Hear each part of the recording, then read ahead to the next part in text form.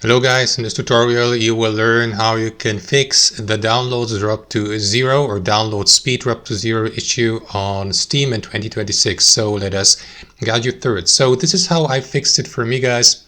Let's see if it is possible to fix it also for you with the following method. So what I did was I navigated to my Steam settings. So launch Steam, log into your account, click into Steam in the top left, select settings. And here, guys, you will need to navigate to your download settings.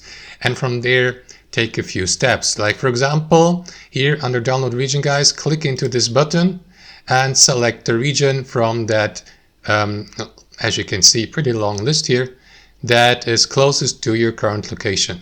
That's option number 1. After that, what you want to do is make sure that limit download speed is, of course, not enabled. If you accidentally did that, guys, simply disable it here.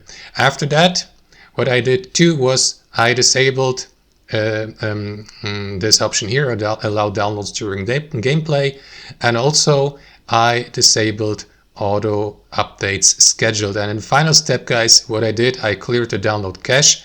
To do that, click into this button here, confirm. After that, Steam will restart. And that fixed it for me, guys. Please let us know in the comments down below if it did for you. Thanks for watching, and I'll see you next time.